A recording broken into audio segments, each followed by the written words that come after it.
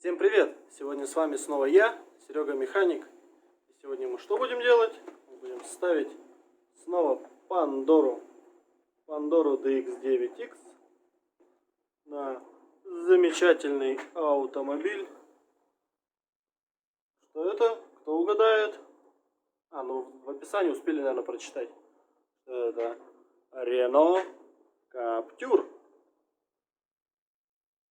Моя любимая марка машин. Шутка. Сейчас мы откроем сигнализацию, посмотрим, что в ней есть. Там особо ничего интересного. Сигнализация у нас брелковая, имеет классический пандоровский брелок. Имеет также Bluetooth. Брелок, кстати, здесь D010, есть еще D020 брелок. Это на более дорогих системах, с более большим экраном. Но здесь и этого хватает. Прочный брелок, надежный брелок. Сигнализация тоже надежная. Умеет бесключевой автозапуск делать. Все, что нужно, умеет.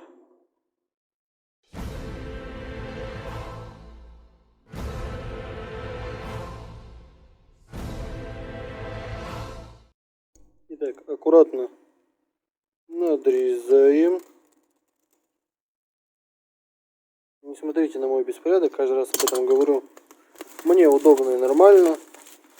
Так как всегда найдутся те, кто: Серега, приберись, Серега, приберись. Это мой творческий беспорядок, мне в нем почти удобно. 2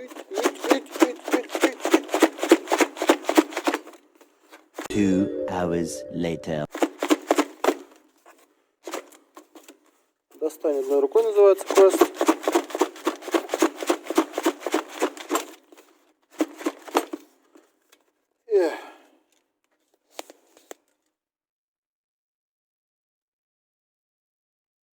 Лучше вам не знать, чем я держу штатив в данный момент.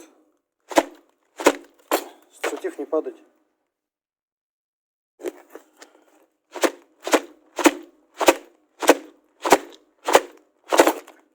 Та-дам! Мы это сделали. Благо у меня есть третья рука снизу, чтобы держать штатив. Плохо, что там нет стабилизации только. Открываем. Все как всегда. Макулатура, провода. Сразу. Так, секундочку. Еще секундочку. Микро-USB-шник. Фирменный, пандоровский.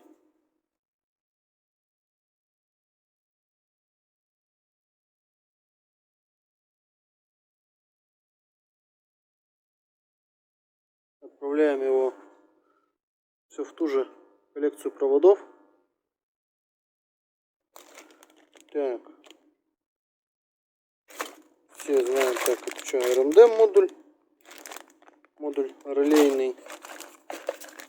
Сирену я уже показывал много раз. Ничего в ней не изменилось. Стяжки. Но вот стяжки у Пандоры не очень. Ломаются. Сам блок.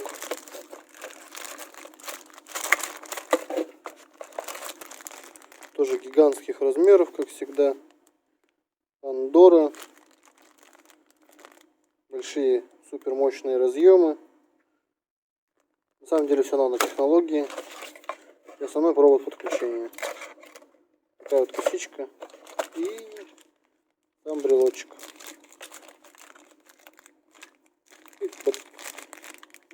Ладно, третьей рукой я держать не буду, штатив еще раз. Не лень. Потом покажу. Вот и все. Вся комплектация. Метки этой системе не положено в базе, но добавить ее можно. Также можно добавить GPS, GSM, маяки и модули. То есть вырастить из нее полноценную GSM сигнализацию. Работает по Bluetooth. Управление либо через кнопку, через брелочек, либо через Bluetooth по телефону. Приступим к установке дальше. такой у нас Каптюр. Все почему-то я хочу чем-нибудь другим обозвать. А еще у Каптюра очень интересно. Ну, наверное, у многих Рено, как и у Дастера, система резинок на дверях, когда вот все намерзает и внутри порога, и со внутренней стороны резинки. Прям огонь. Не очень нравится мне эта тема.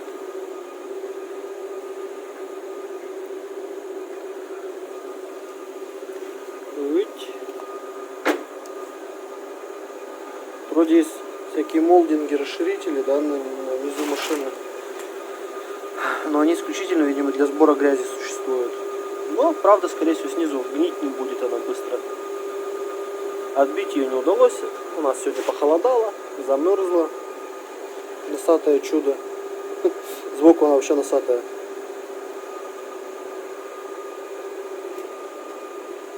Такой полуспорт хэтчбэк. Вот так, наверное, должна была выглядеть Калина. Но... Да что, все про АвтоВАЗ, да про АвтоВАЗ. А как про него не говорить, если он теперь с Рено вместе взаимосвязан? Так. Итак, чтобы установить сигнализацию, нам нужно сейчас снять щиток приборов. Дальше посмотрим. Сейчас дальше расскажу, что нужно будет снять. Как буду снимать, не смогу показать, потому что саму себя снимать не получится. Для этого нам понадобится куча пластиковых лопаток, немного везения, ловкость рук и никакого мошенничества. Как у всех Рено, обязательно отсутствует подторпедник, есть только крышка предохранителей вот эта, что доставляет прям большое удовольствие, когда нужно добраться до блоков, которые расположены там, потому что вот это все не снимается, это все целый пластик. Рено, большое спасибо вам за вашу безопасность и ваши продуманные механизмы. Как говорится, какой механизм? Все вручную, да? Плюс... Так, вот так у нас выглядит салон автомобиля изнутри. Может, кто-то не видел, кому-то интересно будет. Вот такая вот туристичная панель. Только тахометр, спидометр электронный. Вот кнопочка старт-стоп. Магнитола. Вот самое, наверное, спорное в этой машине, что мне не нравится. Это то, что вот магнитола, но это вот что это? Вот зачем такую штамповку было делать странную? Сделали бы, не знаю, вот так вот ее пузатую. Или бы там утопили крутилки. Как обычно, место под смарт-карту. Так, где она у нас, смарт-карта? Смарт-карта, вот она у нас, вот такая вот. Открыть-закрыть, штатный автозапуск имеется в автомобиле. Так, сейчас включим зажигание, посмотрим, как у нас панель выглядит. Вот это вот у нас выглядит вот так. Довольно красиво и необычно, я сказал бы. Машинка с улицы все еще уверяет, что в боксе -1. Ага. Как бы тебя поближе?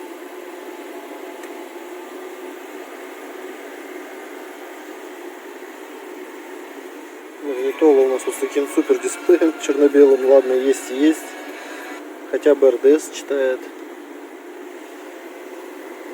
Если сказать что-то про машину, могу только сказать, что ну посадка, блин, максимально зажатая и странная. То есть, вот я сейчас...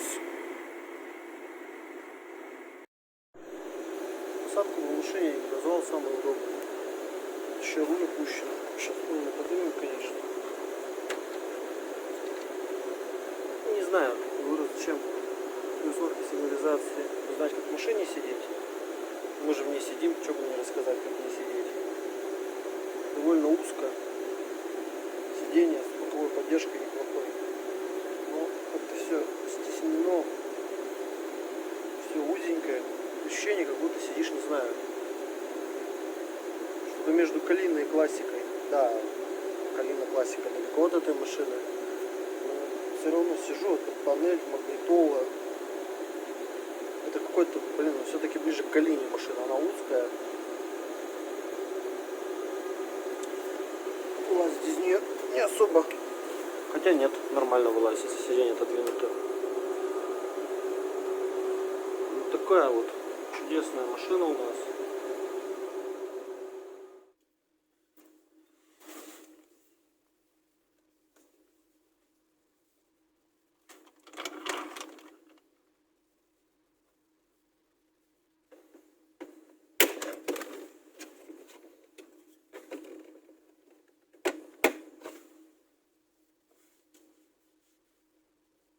Снимать нужно аккуратно, но уверенно.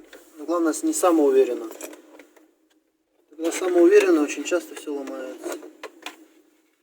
Держится все на... Так, одна где-то защелка уже пропала. Внутрь, видимо, упала.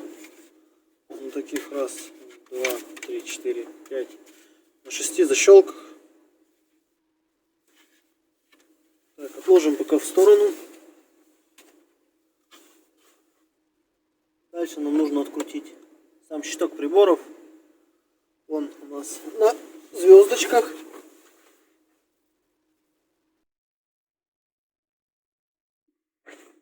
Не знаю, видимо, у автопроизводителя нет нормальных болтов. Они производят зачем-то звездочки, торксы. Даже не знаю, фокусится, не фокусится. Отсюда не вижу.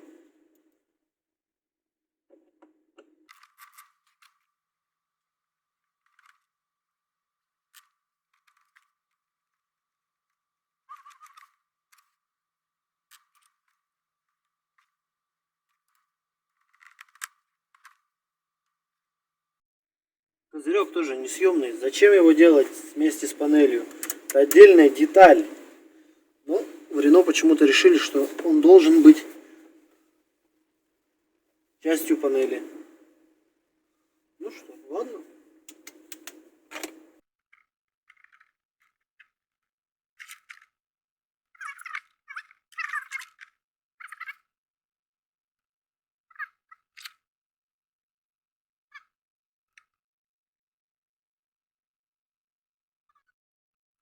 В общем, чтобы подключить запуск и установить сигнализацию, естественно, нужно подключиться к блоку, расположенному под смарт-картой, кнопкой старт-стоп.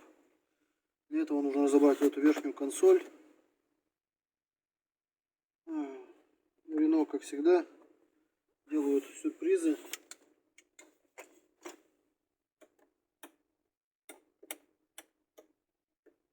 Лампочки не включаются.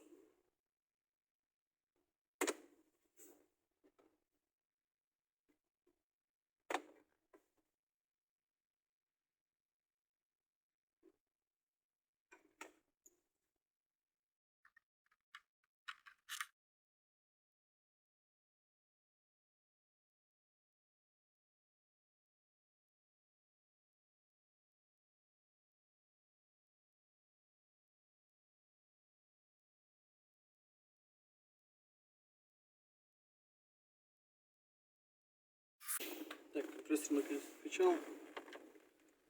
Чтобы снять кнопку, нужно отцепить вот такой разъем.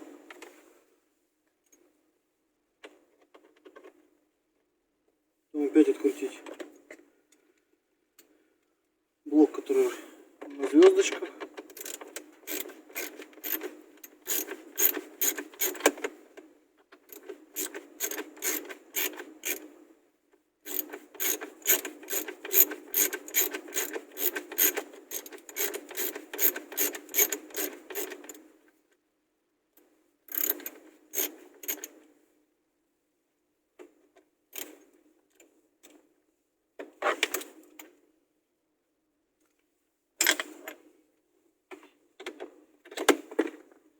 Инструмент убегает из рук.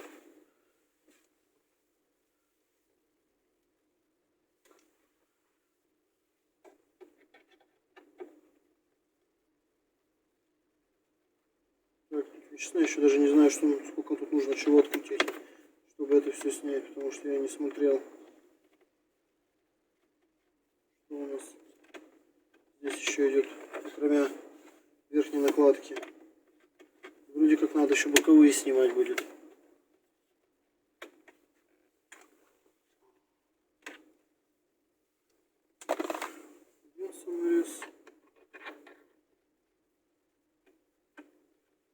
Будет очень странно, если все разберется легко. Это Рено. Это почти как немец. Здесь обычно никогда ничего легко, красиво не разбирается. Это не Toyota. Ага.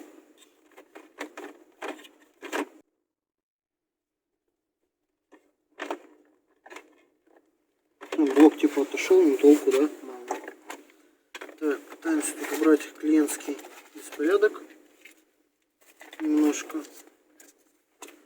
Клиентам позволительно беспорядок. Это же их машина.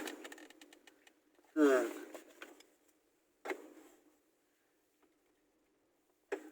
Будем снять.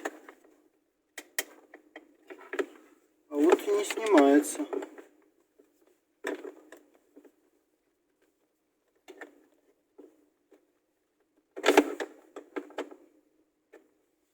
Вроде ничего не держит, но держит.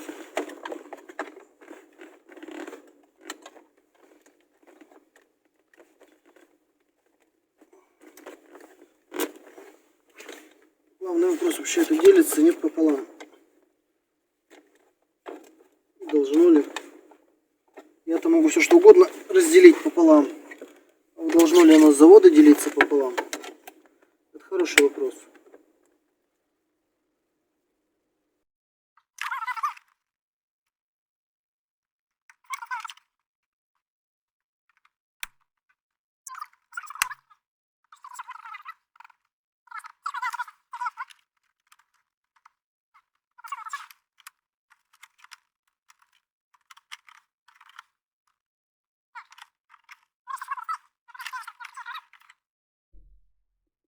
Так. К этому разъему у нас включается пучок проводов от сигнализации. Провода все у нас дополнительно в изоленте, чтобы сильно не выделялись. Хотя тут родные провода не особо похоже, что их пытались тут заизолировать, чтобы они красиво там были. Ну, явно не немцы делали, да, французы. Подключение у нас согласно инструкции. Инструкция с официального сайта сигнализации Pandora. Сняли мы тут вот консоль. Хотелось сюда сигнализацию блок закрепить к трубе. Но тут особо удобного места нигде нет. Потому что в самом блоке сигнализации датчик удара находится. Придется его крепить там за щитком. На самом деле там за щитком очень толстый пластик. Надеюсь, что ложных срабатываний на нем не будет при остывании пластика, как это происходит с датчиками удара. С датчиками удара на старых сигнализациях типа томагавков. Блин, название-то какое у них все-таки страшное, вот томагавка. Вот. Часть вторая проводов пойдет у нас подключение к блоку бортовой электроники, который расположен у нас в блоке предохранителей. Магнитолу мы сейчас обратно поставим. Там ничего интересного у нас, как выяснилось, нету. Но зато провода было удобнее провести, потому что провода вот оттуда у нас до сюда. До сюда. Так, пока тут не забыл, решил показать, что на магнитоле есть вот такой вот разъем антенны. Вот он так выглядит в закрытом положении. Он не нажимается. На камеру, кстати, его лучше видно, чем вот так глазами. Он не нажимается, пока ты не откроешь его и не нажмешь. Нажимаешь, вытаскиваешь. Сейчас этого уже делать не буду, потому что одной рукой это очень неудобно. Я попытался, не получилось показать. Так что поверьте на слово, что нажимается и выщелкивается, все хорошо дальше. Рено извращенцы, да.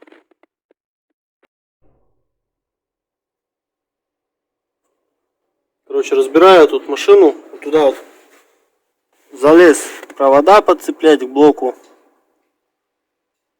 кузовной электроники, да, провода вытащил, разбираю, что-то думаю, у меня болтается, вижу. Такой поворачиваюсь. Тут бац, резиночка отпала. Зачем отпала, почему отпала? Видимо, может, дверями громко хлопали или что. Или она чисто на льду уже держалась ползимы. Взяла, отпала. И надо ждать, пока все оттает, сушить, ставить. Рено сам разбирается на запчасти. Да. Очень меня будут сильно не любить любители Рено. Ну ладно, кто-то же должен на них ездить. Так, салон я собрал. Отдельно на видео это не стал снимать сборку, потому что там все довольно скучно. Все защелкиваем, защелкиваем, защелкиваем. Особенностей никаких нету. Есть тут приколюшка. Берешь блок предохранителя, крышку дергаешь на себя. А надо петельки. Не падает в грязь, это радует. Осталось тут провода еще прибрать изолентой красиво, чтобы они не торчали. И все у нас будет готово. Собирается эта крышка вообще обратно тоже. Как будто прям Toyota. Так, итак. Установку мы закончили. Штатный ключ. Вот. Это открытие, закрытие. Сигналка спикала, слейв сработал. Сигналка спикала, слейв сработал. Машина открывается, закрывается штатным ключом. Ложим ключик на стол. Еще дворнички поменяли. Так. Дальше мы садимся в машину. Так, сигнализация у нас вот эта машина брелковая, поэтому у нас есть брелочек. Закрылась все. Ключа у нас здесь нет. Зажимаем кнопку до 3 чирпов. Воу, что-то пошло не так. Так, садимся в машину. Для чего? Чтобы показать, что у нас ключа нет здесь. Ключ у нас там где-то там далеко лежит на столе в нашем беспорядке. Так, закрываем машинку. Видно, что она закрылась. Даже время синхронизировалось правильное. Так. Нажимаем кнопку. Раз, два, три. Пускаем. Это все. Никакой склейки. Все честно. У нас работает. А жил Рено. Жун, завелся. Ролик какой-то еще скоблится, кстати. Двигатель запущен.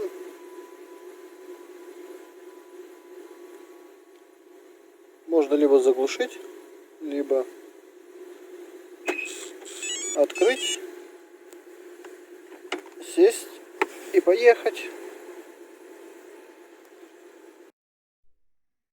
Вот мы закончили установку на этот чудный автомобиль сигнализации.